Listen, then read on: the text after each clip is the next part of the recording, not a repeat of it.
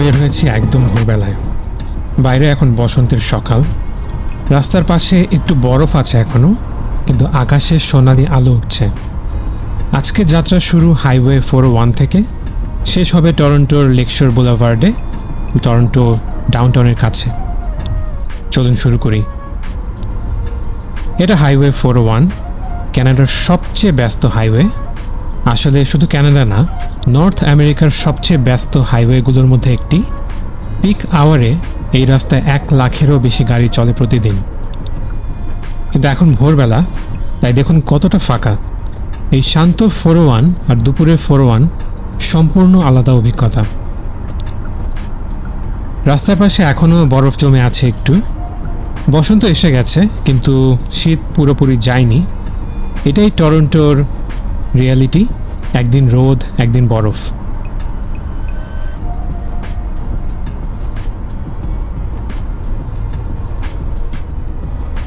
ঢাকায় আমরা হাইওয়ে বলতে বুঝি ঢাকা চট্টগ্রাম অথবা ঢাকায় ময়মনসিংহ হাইওয়ে, কিন্তু সেই হাইওয়ে আর এই 401-এর পার্থক্য হলো এখানে লেন ডিসিপ্লিন আছে, স্পিড লিমিট আছে, আর সবাই এটা মেনে চলে। কেউ বেপরোয়াভাবে ওভারটেক করছে না, কেউ হর্ন দিচ্ছে না পারতপক্ষে।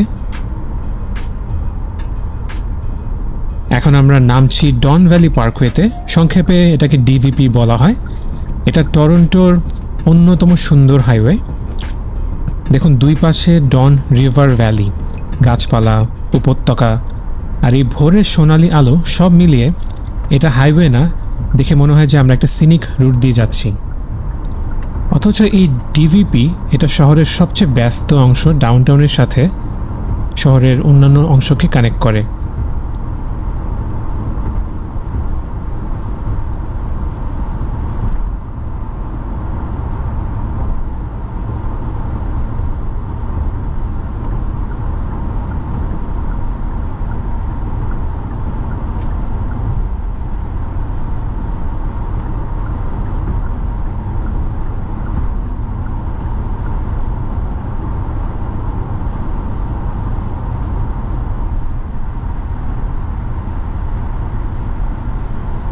এই ডিভিপির নিচ দিয়ে বয়ে গেছে ডন রিভার, টরন্টোর অন্যতম প্রধান নদী। বসন্তে এই নদীতে পানি বাড়ে, আশেপাশের গাছে নতুন পাতা আসে। আজকে আমরা অলরেডি কিছু সবুজের শুরু দেখতে পাচ্ছি।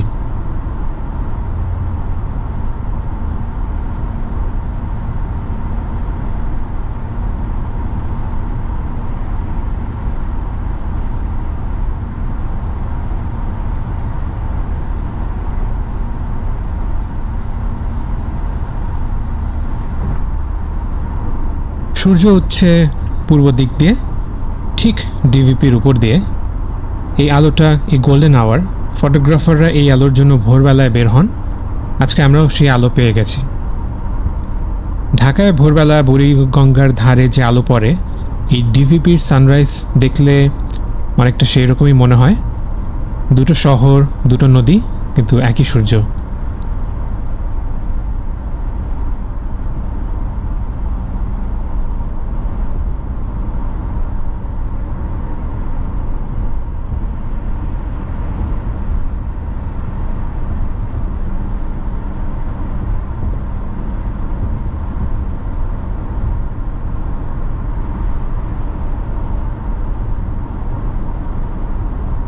এই হাইওয়ে তৈরি হয়েছিল 1961 সালে, মানে এই রাস্তার বয়স এখন 60 বছরেরও বেশি। যখন এটা তৈরি হয় তখন টরন্টোর জনসংখ্যা ছিল মাত্র 7 লাখের মতো। আজকে গ্রেটার টরন্টো এরিয়াতে মানুষ প্রায় 70 লাখ। শহর বড় হয়েছে 10 গুণ, কিন্তু এই হাইওয়ে এখনও সে একই। তাই রাশ আওয়ারে ডিভিপিতে যে জ্যাম হয়, সেটা আসলে অবাক হওয়ার কিছু নেই। এই রাস্তায় এই পরিমাণ ট্রাফিক এর জন্য তৈরিই হয়নি। টরন্টোতে একটা বিখ্যাত কথা আছে, the ডিভিপি is a parking lot, মানে রাশ আওয়ারে এই হাইওয়েতে গাড়ি চলে না, দাঁড়িয়ে থাকে। টরন্টোবাসীরা হাসতে হাসতে এই কথা বলে, কিন্তু এটা সত্যি। আমরা এখন যে ফাঁকা ডিভিপি দেখছি, এটা একটা বিলাসিতা। ভোরবেলা ছাড়া এই দৃশ্য পাওয়া কঠিন।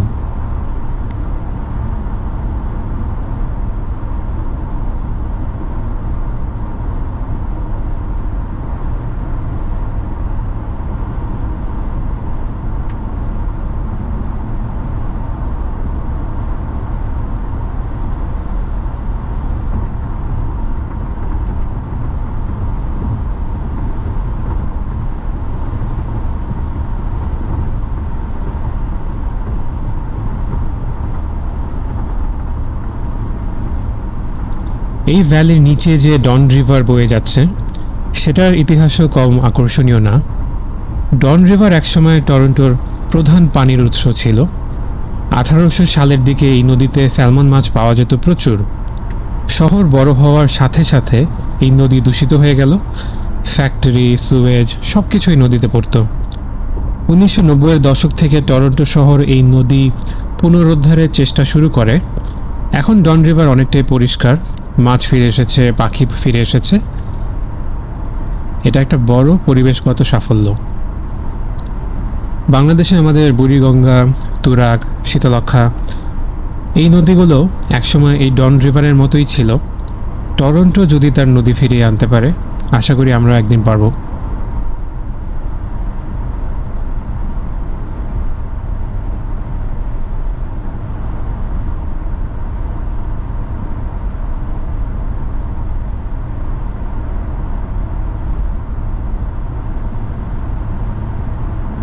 ডিভিপির আরেকটা মজার তথ্য, এই হাইওয়ের উপর দিয়ে প্রতিদিন প্রায় 1,30,000-এর মতো গাড়ি চলে, কিন্তু এই সংখ্যাটা আসলে কমছে, কারণ আরও বেশি মানুষ এখন সাবওয়ে আর সাইক্লিং বেছে নিচ্ছে। টরন্টোতে গত 10 বছরে সাইক্লিং অনেক বেড়েছে। ডিভিপির পাশ দিয়েও সাইক্লিং ট্রেইল আছে, ডন ভ্যালি ট্রেইল। গরমের দিনে এই ট্রেইলে হাজার হাজার মানুষ সাইকেল করে, ওয়াক করে। একটা শহর ম্যাচিওর হওয়ার লক্ষণ হলো মানুষ গাড়ি ছেড়ে হাঁটতে, সাইকেল করতে পছন্দ করে। টরন্টো সেই দিকেই যাচ্ছে।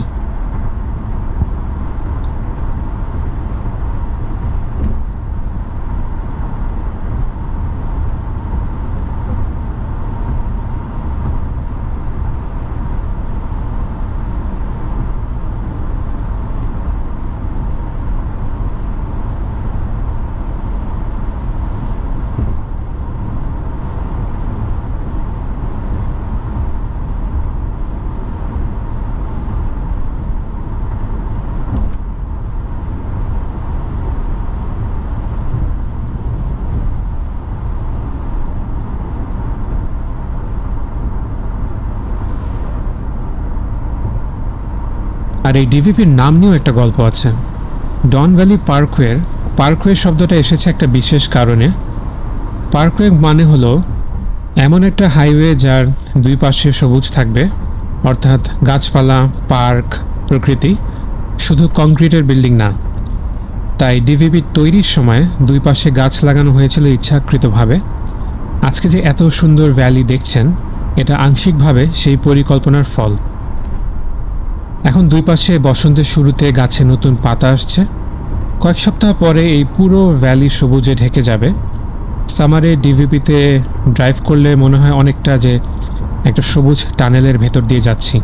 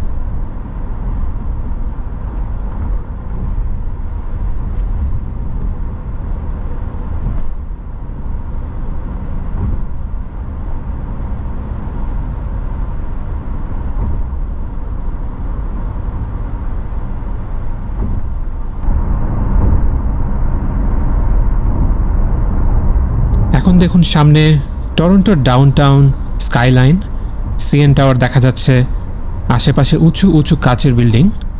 এই দৃশ্যটা, এই মোমেন্টটা ডিভিপিতে ড্রাইভ করার সবচেয়ে বড় পুরস্কার। এবং রাতের বেলা এটা আরও অনেক সুন্দর দেখায়, কারণ অন্ধকারের মধ্যে বিল্ডিংগুলোতে আলো জ্বলছে। এটা একটা দেখার মতো দৃশ্য। যারা প্রথমবার টরন্টোতে আসেন, এই স্কাইলাইন দেখে অনেকেই থমকে যান। আমিও প্রথমবার এই দৃশ্য দেখে একটু থেমে গিয়েছিলাম।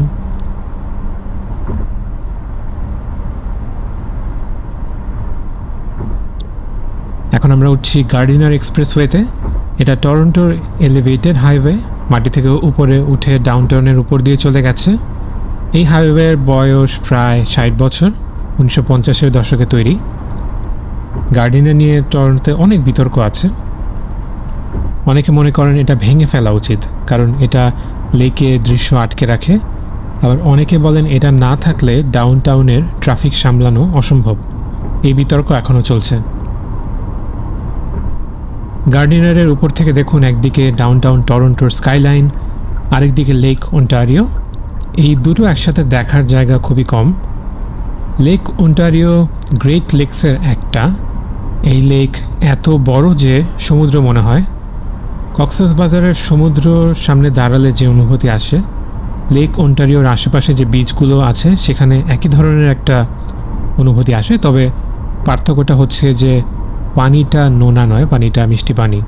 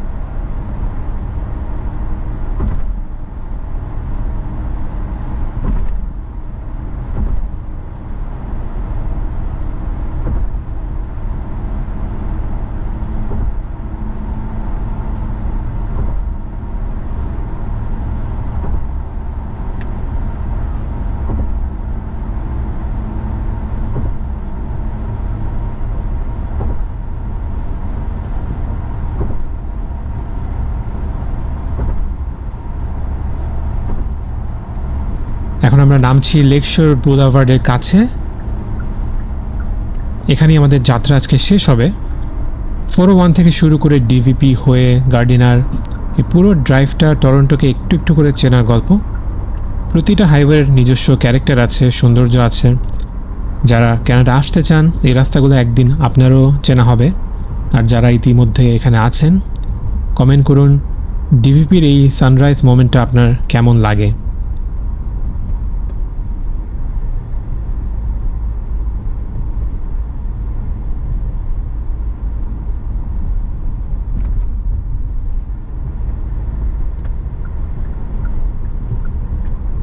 ভালো লাগলে লাইক করুন, সাবস্ক্রাইব করুন। আমি নিয়মিত আসি নতুন জায়গা নিয়ে। পরবর্তী ভিডিওতে আবারও দেখা হবে।